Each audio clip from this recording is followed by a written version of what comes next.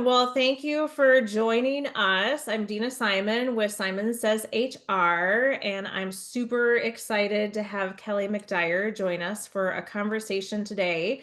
So, we launched a webinar series called Beyond the Policy, the Human Side of HR, really just to try and bring some, heavy conversations to the front forum, I think is what you might say, of really just helping HR professionals and leaders really tackle those life situations that happen in everyday life with our employee base, and how to take a look at it to be prepared as an organization to surround the whole person. And so these are heavy conversations, but they're needed to be had. And so super excited to step into that and have them.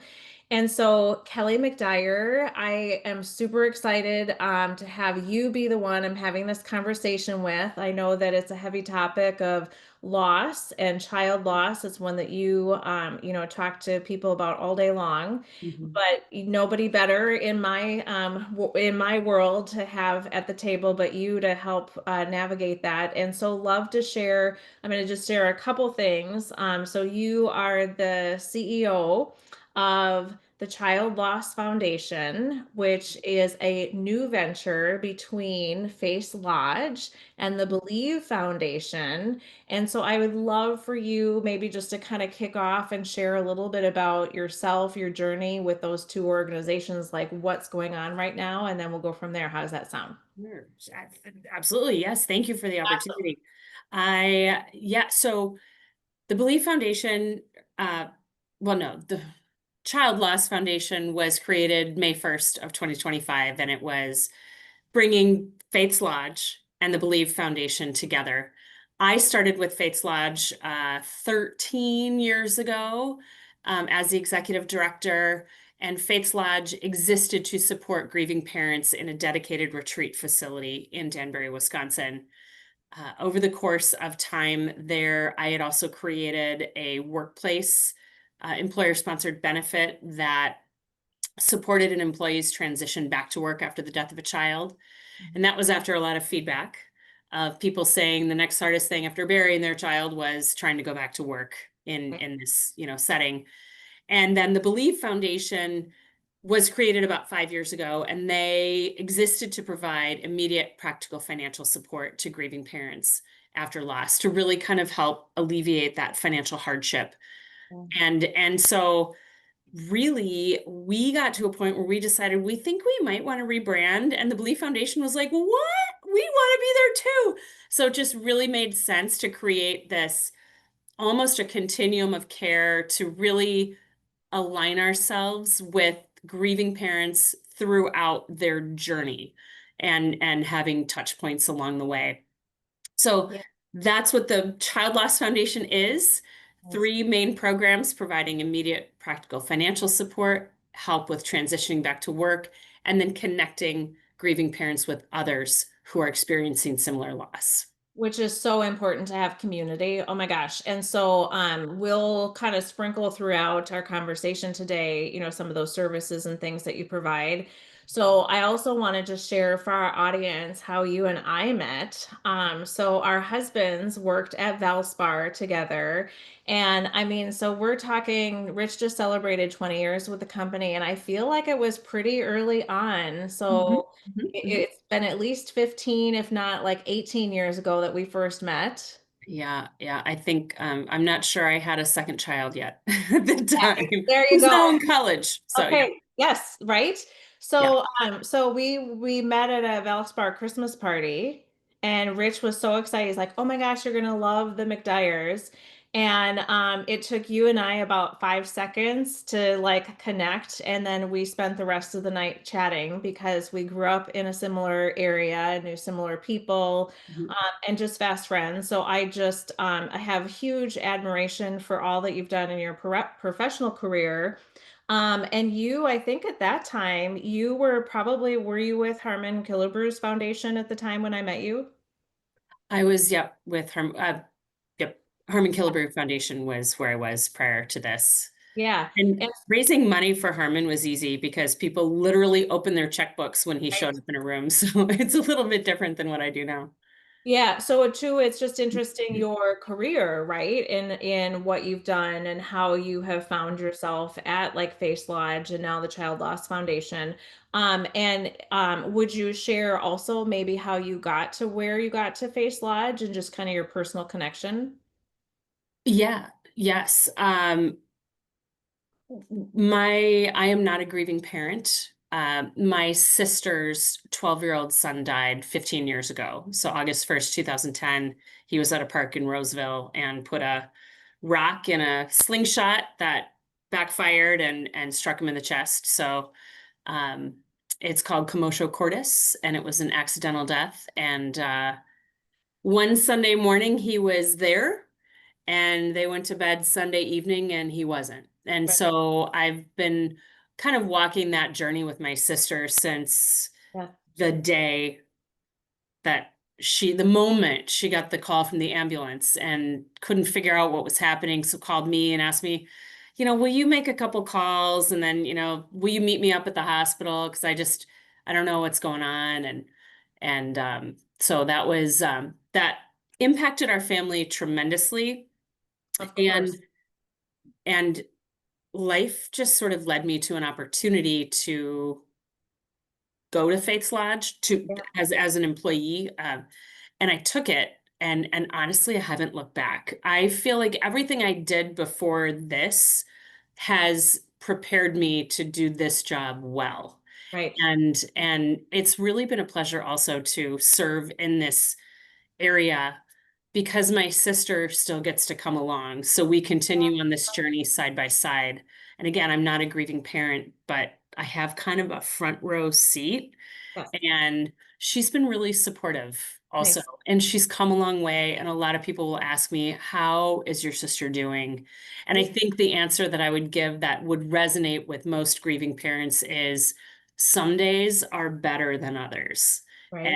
And that continues to be, I would say, accurate for her. Yeah, yeah. No, I think it's really you are where you're supposed to be, and I love how you're being gentle about that, even though you're not a grieving parent yourself. However, as an aunt, I mean, when you have loss like that, it's loss that the entire family feels. And so, it was deeply profound for you, and as you said, your entire family. And she just, yeah. So it's just interesting how things happen, right? Things happen for a Yes. reason. Well, I have a couple questions for you. So from your perspective with the work that you do, why do you think it's important for leaders in HR to understand this type of loss? Well, I think, when we look at it as people in general and as someone whose parents have both died in the last few years, we as people expect to bury our parents and our Yeah, children will bury us. And even when we get married, we think, well, one of us is going to go first, right? When we have children, you don't expect this. And so many times, Dina, when I tell people what I do, I get a physical hand in the face. I cannot imagine because parents cannot imagine putting themselves in the place of the loss of a child. And so it's it's traumatic with a capital T, this kind of loss. Grief is awful. And grief in general encompasses a lot of events in life, but the grief around child loss is just compounded in its trauma. And so I think that it's important for employers to understand this kind of grief and how to approach it differently than other kinds of grief. and are there things that you have seen? What are some of the things that you've seen that have worked well? Oh, yeah, that's a great question. We created this service when it was Faith's Lodge because we heard a lot of things that didn't go well. But we've also heard from a lot of employers who have said where they get behind when they say, oh, that person can have as much time as they need. That isn't always accurate in talking to HR or the employer. Well, how much is paid? How much is unpaid? Um, there have been employers who have allowed grieving parents 6 months take the time you need to feel like you're coming back whole. And I don't know that a grieving parent is ever whole, but coming back as whole as you can be, when employers really stand behind the take the time you need, it's not FMLA. It's not, it is literally a journey that has no end. You just get to decide when it feels right to come back. Yeah. And you think about, I mean, you think about any loss. I mean, I think about even when my dad passed away and he was in his 80s and had Alzheimer's for 10 years, right? Like, so it was a thing that we knew would happen. And Mhm. I remember just even trying to show up probably for a year, like at work. Like, it still was hard for me. Like, there's still so much that we were working through. So you think of a parent who is going through that, that grief that is so hard, and especially if it was sudden, right? And to have to come back to work. And what you just talked about, like, take as much time as you need to be whole. Well, they'll never be whole again, but they don't even know what time they need off. They Um, don't know.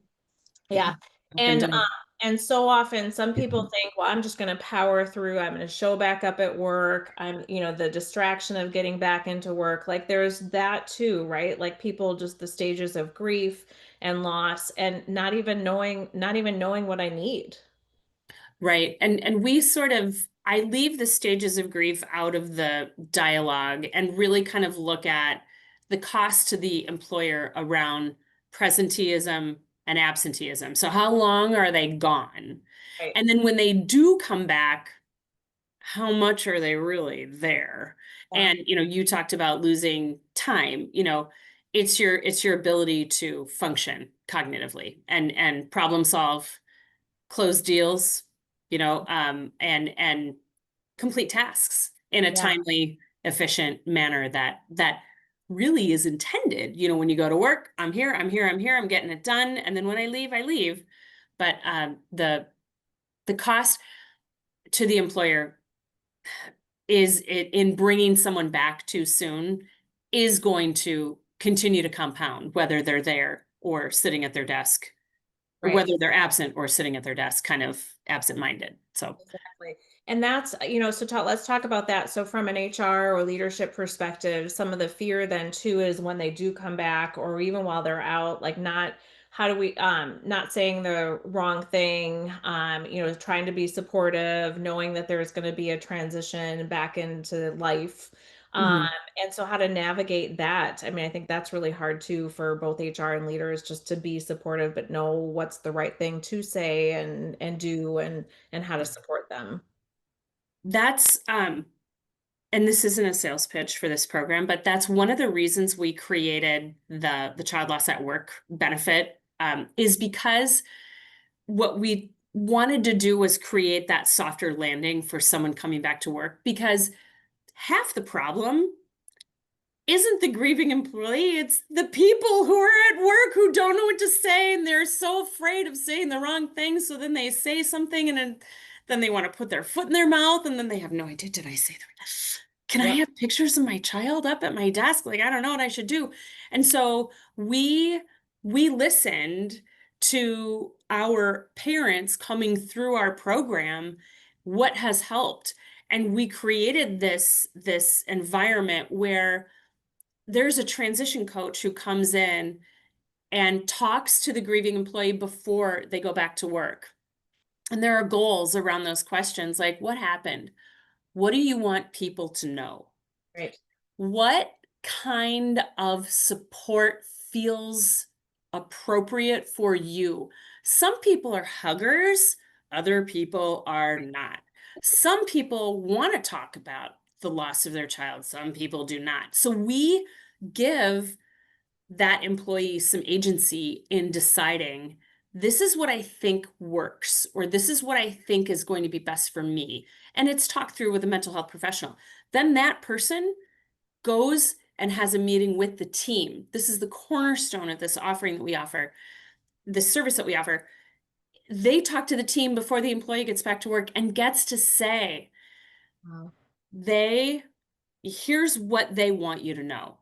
Mm. Here's what happened. Here's what isn't going to be helpful. They don't know how their son died. The autopsy results won't be in for a month. Please don't ask her what Right. happened because she doesn't know. She Yeah. doesn't know. She doesn't know. Like just giving the team a little bit of prep and then also being able to say, you're going to be tempted to say a bunch of these things. We're going to have you work on these instead. And advice to, don't make it about you. Right. When you hear that there was maybe it was her baby that was stillborn. Um, she doesn't really need to connect with you knowing that your mailman's son had a stillborn one time or, Right. it like just you can leave some of that stuff. And Out. so Right. that kind of coaching for the team makes that transition better and is really about helping the team with that very question, Dina, of, oh my God, what do I do? What do I say? How do I act? Right. Do I say something or don't I? Do they want to hug? And really, if you don't know what to say, acknowledge the loss, validate the pain that they must be Mhm. carrying, and offer I am here if you need anything. Maybe it's support with a project. Maybe if you're an empathetic person, it's an ear to listen. Or maybe it's just, I'm here. And that presence, no Mhm. words, no hugs, no touch, it can just be enough. Right. Oh my gosh, that's so powerful. So powerful because it is like you said, people are just so afraid. It depends on their own lens on what life experience they've gone through. Certainly some people have experienced lots of loss in their life. Some people really haven't experienced much loss in life. And so you're so correct. It's so much about where their lens is, and then so often people do try to tie it to, well, my personal experience, or I knew so and so. And you're right, that's not helpful in that situation. But I love the prepping the work environment prior to that person coming back. And you think about that from a loss perspective, but that's so key with so much. Like if somebody, yes, so many things that just preparation Mm. for somebody to have that soft as possible landing pad to come back to work. Yeah. Yeah. Yeah. Oh my gosh, amazing. So not to say that my situation was similar, but I'll just share. So when we were married 7 years, we knew adoption was our option. I'm adopted. And so when we weren't able to have children, we went to adopt a baby. And through that process, it's a crazy process and a whole separate conversation. But we did have a child that was placed in our care. And within a few days, the birth parents changed their mind and took the baby back. And my employer was very engaged, and so was Rich's at the time. So we were in California at the time, but we literally had a moment's notice, like you need to get on an airplane from California and show up in Oklahoma City. And if you can get to the hospital by midnight, you can have this baby, basically was the situation. So we dropped everything, and our employers were super supportive of us. And then we were going to be in Oklahoma for a couple weeks once we got the baby, and we were there for a few days then. But then we returned without a baby. And I just remember the compassion of both of our organizations with that. And then a month later, we did get another baby placed in our care, and she's 22 years old and still our daughter today. My story worked out very positively. But I even reflected back on that of, that's not the loss of a child in the same way. But certainly for us as new parents, it was a loss and just our situation. And so Kelly, just in prep for this, I really thought about, how both of our organizations and our leadership teams and how supportive they were for us. And it wasn't, like you said, it wasn't just in time, like time off, but it was just in holding that space to be like, we got you, we're here, together we'll figure out what it is that you need and in returning. And obviously, it's going to be top of mind of what's going on. And so just really working with us. So just being mindful too that, loss comes in a lot of different ways. And for you, losing a nephew, right? Like as you talked about earlier, it wasn't the loss of your child, but it was your nephew, which is like a child. And so so just, grieving that loss goes also outside of just being a parent. Yeah. Um yeah. Yeah. One thing we learned in researching and preparing to kind of launch this employer sponsored benefit was, kind of looking at what are the stats out there in terms of loss and how do companies behave currently? And, this might not be news to the HR world, but 73% of employers in the United States offer 3 days bereavement leave. And so I look at that in the context of my own family's loss. So my nephew Carter died on a Sunday afternoon. We buried him Thursday morning, which was pretty expeditious in terms of organizing and, getting the obituary written and getting everything organized. And both of my sister and her husband were both back at work later the following week just because nobody stepped in from either of their employers and said, "We've got your six on this. Right. You, you know, no one sat them down and said, as you navigate this crisis, we'll be here. You don't have to worry about work."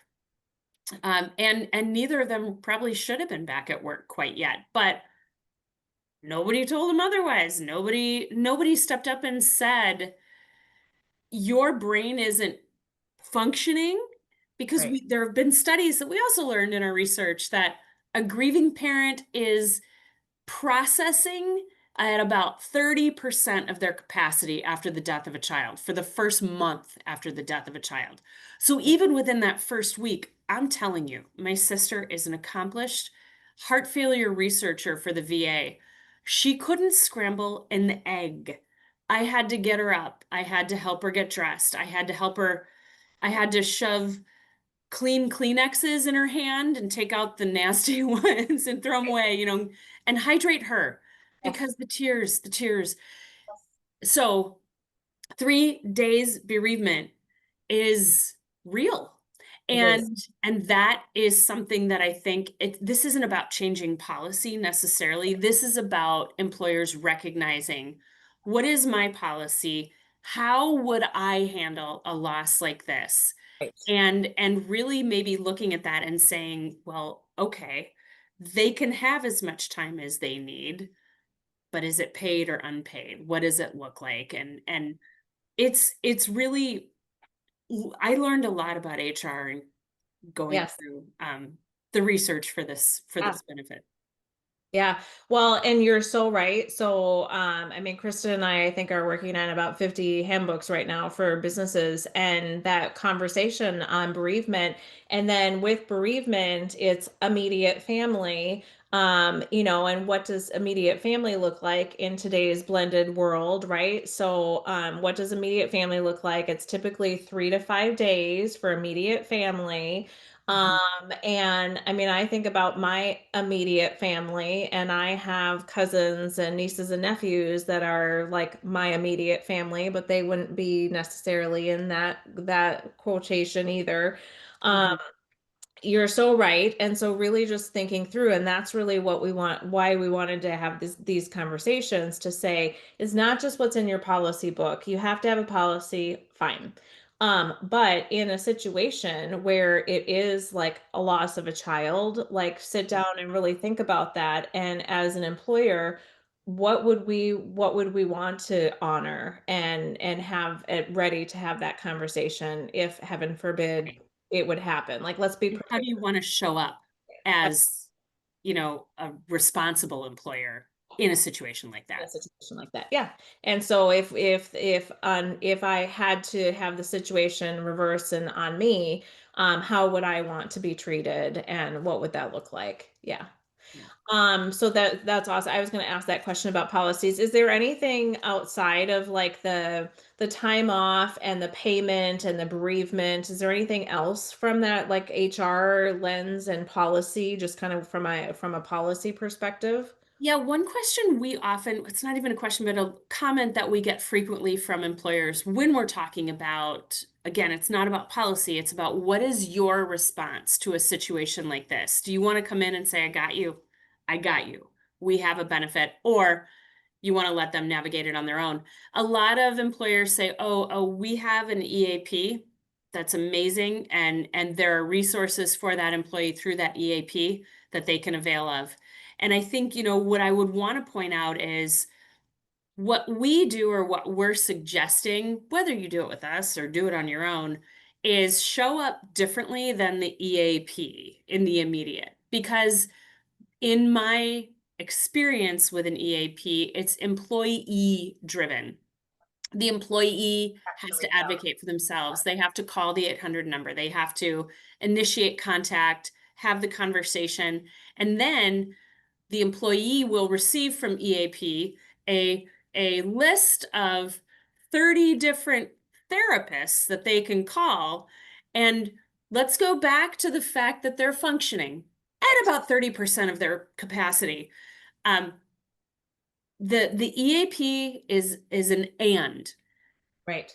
Support them in the immediate, and they'll use EAP when they are capable of advocating for themselves, making that phone call, and using those additional resources.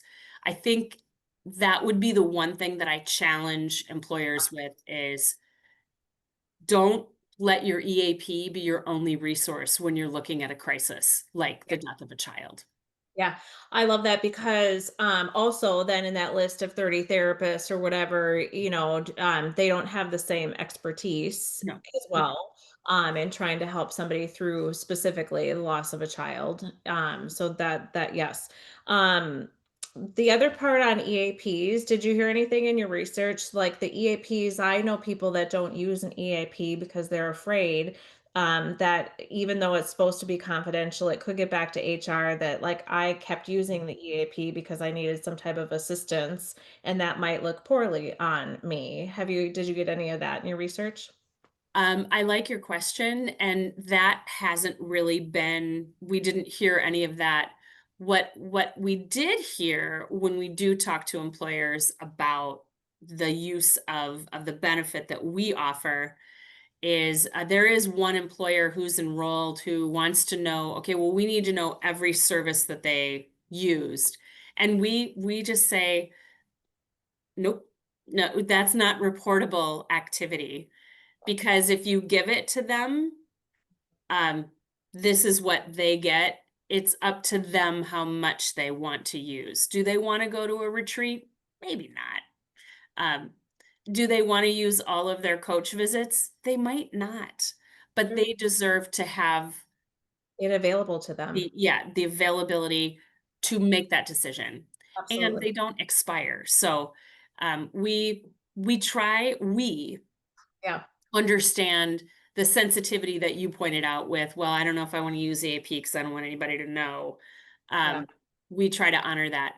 The death of a child is often something that you can't necessarily hide either from your employer, unless it's an early loss, maybe. Sure. And we often don't hear about those. So Yeah, we don't, right? Yeah, because people, yeah. Um, Tell me about this. So Face Lodge, is the lodge still open and are you still doing retreats and stuff? Can you talk a little bit about that? absolutely. So with the Child Loss Foundation brand, so Fates Lodge is now part of the Child Loss Foundation, and we do child loss retreats at Fates Lodge. So Fates Lodge itself, for those people, I mean, it's been open for 18 years now. We've served thousands of parents. There is an affinity to the name and the brand, and Faith's Lodge will always be Faith's Lodge. It will remain our primary retreat location for the Child Loss Foundation. Ex- And we are still open year round. We are still, unfortunately navigating waiting lists for certain types of loss. Suicide is one that it's hard to keep up with. It's hard to keep up with. homicide, and overdose are also increasing in demand and need.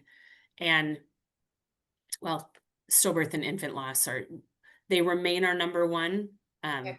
demand type of retreat and demand. But it's we, the sad thing is we stay busy Right, right. I know because it's it a it is is. a sad thing. It's one of those things where the amazing work that you're doing, and that's where too, like I'm like, it's hard for me to say I'm so excited to have this conversation with you because it's a really hard conversation to have based on the topic. But my love for you and the work that you're doing is why I'm excited to have you, in this conversation.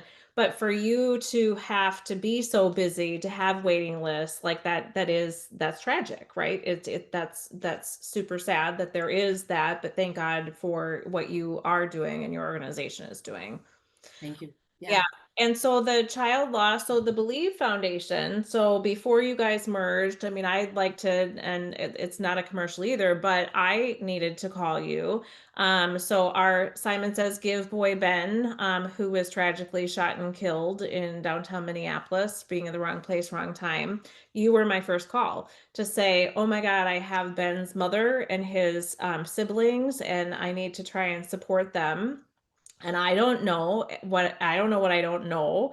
And so you connected me to the Believe Foundation, and they did help and support Tanya, his mother, and so that's where I got connected and understood. But just even that, like to advocate for, so from an HR leadership, just our community, how to advocate for people. It was such a learning experience for me too, on just also from mom Tanya and what she needs because she was his mother. But then he has sisters and brothers that lost their light as well, and just trying to help them through it. And again, we all have had loss in our life, but when something, happens tragically like that, it's amazing the resources that are out there, and just, searching for them and understanding where they are. And so with that, with what you're doing, talk to us about if there was a company that said, "Yep, I actually need to explore this." What would the process be? It would be easy to visit either the childlossfoundation.org website. They can find the Child Loss at Work link with more information about the program. Or we do have a website, childlossatwork.com. Okay. Um, and there's more information, there's contact, there's an enrollment form right online. But at the end of the day, even if an employer chooses to not enroll and say, this fits my culture of care and compassion, the benefit is free to offer. A company would only pay for it if they needed to use it. So you're not adding per employee per month cost to your HR budget. But even if an employer didn't want to enroll, Mhm. the Child Loss Foundation can be a resource in a time of crisis. We've done all the work to know all of the right therapists or services based on where a death happens. We have reached from coast to coast. Mhm. Type of loss, a suicide is going to look a lot different than a stillbirth in terms of resources and providers needed. Yeah. We have our finger on the pulse of all that is happening in the world of child loss and broader grief. Even speaking to Ben's situation, there are organizations that we know well that serve grieving siblings. So we have our lane and we own it and we are good. We are the experts in child loss.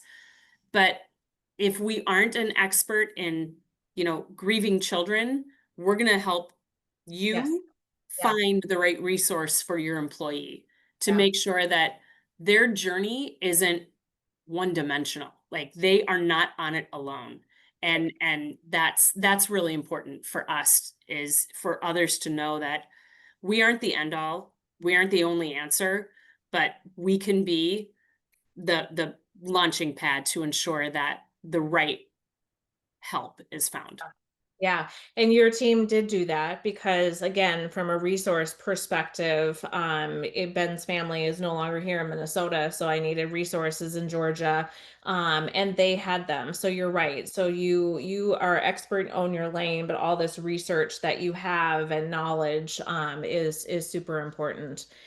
And so, so yeah, so looking from how to get engaged with you, and then talk a little bit about that. So, from an HR perspective, if they decide to bring you on to have you, what does that engagement look like? Yeah, it's free. Okay. It's free to just add it to your offering. And then If your as company offers pet insurance and you don't do that, right, I want to have a conversation. yeah, So, um, right. so it's free. And so you only pay for it when you need it. When And you, and we again in the research, 1 out of every 1,000 full-time employees, or well, employees, I should say, in a given organization would need it on an annual basis. So that's according to the Department of Labor, Bureau of Labor Statistics. So so why not? pardon me? So why not? Right? Like Yeah, I everybody, mean, it's so and oftentimes like we just signed up a company um a week ago maybe. They're pretty small, so they haven't rolled it out to their employees yet, so I'm not going to say who it is, but they have 250 employees. And I told them, I said, "Hey, thanks, and I hope you never have to call me." right? Because if he Yeah, doesn't ever have to, that's great. They still offer it. They still put it on their intranet. and yeah, and it's no problem. So, um, 1 out of every 1,000, the cost per engagement or per service engagement is $2,500 for the initial deliverables of all the resources. You get the advisor, myself or a colleague. You get um, all the resources for the employer. We have that conversation, tough conversations. right, How much PTO does this person have banked up? right. How much time are you willing to give, paid or unpaid? Because when we end up talking to that employee, we can answer some of the questions that they don't know to ask. Right. And so then we have resources that are cultivated specifically for the employee based on, like I said, type of loss, location, age at the time of death, everything that we can pull together. And then the 3 transition coach visits before they go back to work, with their team before they go back to work, and then another one after they're back at work with the goals around like what still sucks, or what's going really well, Right. um, what surprised you, things like Yeah, that. And yeah, then that's $2,500. Every employer can give a certificate for a retreat and say, we'll get you as far as we can here, but there is a place you can go to connect with others who get it. yeah. And the employer gets to give the certificate for that retreat. You'll get charged an additional $1,500 for the true cost of the retreat if it's redeemed. So if you've got an employee who's maybe just not a retreat person, you won't end up paying for that. Yeah, So yeah. Oh my gosh. it's a very so at a total of about 4,000. Yeah, It's amazing. a nominal Very investment not. Oh my gosh. Yes. into, ensuring a softer landing for that employee coming back to work. And the reason, we wanted to make it affordable for anybody, whether you're the CFO of a company or the receptionist, Right. no loss is greater or more important than another. Correct. Correct. But at the end of the day, it's really about just making sure it's accessible and Yeah. not too expensive because it's not meant to hit the HR budget. It Right. probably can, but many times departments or companies have discretionary dollars where 4 grand, It's nothing. yeah. Yeah. Yeah. The other thing that, as you were just explaining all of that as well, is the power of somebody going through a loss like this to have seasoned experts to handhold walk them through situations. Like that's really the difference of what you just talked about. That versus call an EAP. Like, I mean, just a vast, vast difference, right? Like you can't even compare that. And then the power for somebody going through that grieving to go, oh, like the Child Loss Foundation, it's in the name, right? Like these people know what they're doing. And you even talked about the retreat. They might not be ready for it for a year or so or ever, but to have know that that's out there and there's actually other grieving parents that I could go connect with and find community because we know the power of community. Amazing. And I know we've got a couple people also that are joining us on this webinar. So, Kristen, if anybody has questions, you can holler out too. But I'd love to hear if there's any questions from the HR community, leadership community that we have with us on the webinar as we're chatting. So, if there is anything, you can break in, Kristen. Okay, so I love this that it's an offering. It's such a employer of choice kind of conversation as well. Again, like we want to support our people with the challenges of life. And yes, hopefully they'll never have to call you, but how amazing to have you in their hip pocket if they do need to call you. The other thing as you were chatting, so some employers have where employees can gift their PTO time to another Mhm. Mhm. employee. Mhm. We've Uh, experienced that. that could be very powerful in this type of situation as well, Mhm. because that goes back to like the people want to support their team members, and sometimes feel very like the boundaries, like I don't even know how I can support them, but what a gift that can be is the gift of time. There are two things I want to share from for the HR people who are sitting here today. Hi, niece, and then others who I've worked with. Two stories. The first case we had come in, I got a call on a Sunday afternoon, and it was an employer who has employees statewide, and one of their employees' sons died in a farming accident. And it was going to be on the news probably in the next 18 hours, 18 to 24 hours. Sure. And so they were just, I don't know what to do. This HR person was like, I don't know how to tell people. I don't know what to say. And for me, what I said was, you have called the right place. I can help you. And I didn't need to be seeing her to know that her shoulders relaxed a little. We talked through some things. I helped her draft some communication for leadership to, share this news. It is so I don't I know that HR professionals are faced with a Yep. lot of different situations, challenging. Some are new, some you're good at, some you're like, I'm not sure what to say here. We want to be that help for you, and I want to be able to help you relax your shoulders when a trauma like this happens. There's another company that I sat in their conference room. They are a big retailer with red everywhere. And they were our pilot partner actually for this program. So you'll see their logo on our website. But I sat with their wellness and benefits team in a presentation. And prior to my sitting down at that table with them, they had a colleague who had a stillbirth about 3 or 4 months prior to that. And the leader of that team said, we sat around this very conference table asking ourselves, oh my God, how can we help? What should we do? And she said, we now have the answer to that question. This is how we can help. This is what we can do.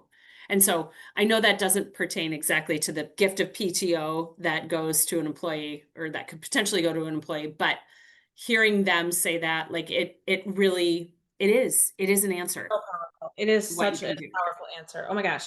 Yeah, and just yes, again, like having the expertise and right at their fingertips. I can't even imagine how powerful that is. Yeah. Yeah, love that. Kristen, were there any questions? No. Okay. All right. Just complete Right. TikTok. Yes. Okay, so Kelly, what's the future of Child Loss Foundation? So are you mainly here in Minnesota supporting? Do you want to expand outside of Minnesota? How can we support you? I love that question because I'm literally right in the middle of my strategic plan. Like I had to actually close that document to open Zoom. Uh, So I'm in a perfect world part of the strategic plan because I haven't gotten to the budget yet. yeah, yeah, right. So we here's what I'll say. Renaming has been amazing. It's been wonderful because it says exactly who we are and what we do, and it takes a lot of the mystery and explanation out of Faith's Lodge, Hope Works Or Here, believe. Belief Yep. Foundation. Yes. So there are a lot more donors who are understanding what we do and a little bit more open to saying, "Oh, yeah, we'll give you money."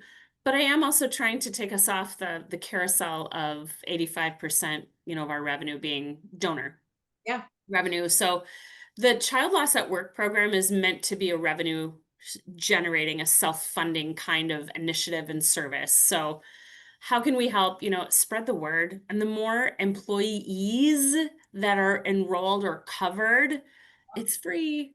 Yeah. The more of a chance Yes. that we'll be right there to help the people who need it. I have some other revenue generating ideas in the hopper. And how can you help spread the word about this program in the HR community would be the greatest help. And again, just know that we're here. Spread the Yeah. word of the Child Loss Foundation. We are here and are here to help. Right. The Believe Fund funds right now is just in Minnesota, covers Minnesota losses, child losses, ages 20 weeks gestation to 26 years of age. And I'd like to expand that. But Yeah. again, strategic planning, that takes Sure. money, For takes sure. dollars. Yeah. Yeah. And volunteers, what type of volunteer type opportunities? Are there any? Oh yeah, there are certainly there are we have events in the Twin Cities twice a year. So we've got a walk, we've got a gala. We've got a gala coming up on November 1st. If anybody wants to dress up and wear sparkles and glitter, Nice. There you go. that's Yep. fun. People can volunteer there. I do still need some help with that. And we have at Faith's Lodge in Danbury, Wisconsin, opportunities to cook meals for families, to cook and serve meals to grieving families, and to really have a positive impact and really interact with the very people we serve. Love that. And that's available all year round. Yeah. Um, and again, spreading the word about child loss at work to the HR community, enroll, it's free. And then also if you know any therapists in your world that are experienced in child loss, we are absolutely building up our stable, Yeah. continue to build our stable of providers who are experienced in different kinds of loss, whether it's medically complex, Right. stillbirth, you know um, Yeah. suicide, all kinds. Right, because as you said, unfortunately, there's such a need. It's not going away. So the more resources. Okay, love that. And I love that yeah, like how can we get engaged? How can we support you? I would imagine if there's any HR like opportunities to speak at forums and stuff again, just to Oh, continue to yes. educate and spread the word. Yes, there are so many dynamic smaller HR groups, Yeah. regional or by industry, even having the opportunity to speak at those. I mean, yeah, if you've got them, Okay. please, I would love it. Great. I don't have a problem getting up and talking in front of people. Doesn't bother I know, me. right? Okay, so I was at coffee this morning with a very dear friend of mine who lost his son. He and his wife had just given birth, and so within hours. And one of the things that I've always been conscientious, just in working with him too over the years, I've probably known him at least a decade now, is also on the anniversary. Mhm. And so just that time in August when it's around the anniversary of his loss, and just again the compassion of like the seasons, right? Like we know that during those anniversaries it's hard. And so just again being mindful and remembering and how we can support people, because it doesn't go away, right? As you said, those parents never feel whole again. They just figure out way to put one foot in front of the other for the years to come. And so just being knowledgeable about that too, and being supportive and not forgetting. Yeah, that's great advice, and it's a great those can be hard days for families, and that's one of the within the Child Loss at Work program is we like to just send something out to the team lead, whoever initiated the case, like, just a reminder, Yeah, my sister's name is Carolyn, Carolyn might be approaching a very difficult time with the anniversary of Carter's death coming up, so just remember and be conscious of that. yeah, yeah, love that. Well, with an HR hat on, even though you're not my employee, I would also like to remind you, like what you're dealing with and your team is dealing with on a daily basis is really heavy. And so just the appreciation for that and making sure you're taking care of you, and your team is taking care of themselves. But just what a blessing you and your team are and everything that you're doing. It's so important, and I know super rewarding as you're helping these families through as well. But just really commend you for what you are all doing. And I do love the new name. I think that the Child Loss Foundation, it says what it is, as you said, and gives the people an opportunity to get engaged from a donor perspective, a volunteer perspective, anybody whose lives have been touched with that, like how they can get back, give back, and get engaged. And so, with you at the helm, they should do so. Thank you. Thank Yes. you. Yeah, Yeah. love that. Yeah. Appreciate it. Well, awesome. Well, we will make sure in the webinar, we'll be sharing this out. We'll make sure people know how to get in touch with you, and how to ask you to come speak at HR things, how to bring you into corporate meetings so that this can be a resource that they have in their toolkit. Because I think every organization should. Love it. Love it. Well, my Thank you. friend, thank you so much for Thank joining you, dear. me. And this is October is National Child Loss Awareness Month, is why we're doing this also in October. So I know you have a busy month with things going on to continue to raise that awareness, and we're honored to be a part of that awareness making. Thank you. Yeah. Yeah, we're happy to be here. So if anybody has questions, reach out. We're here. Sounds great. All right, Kelly McDyre, thank you so much. Thanks all that have joined, and we appreciate it. Until next time.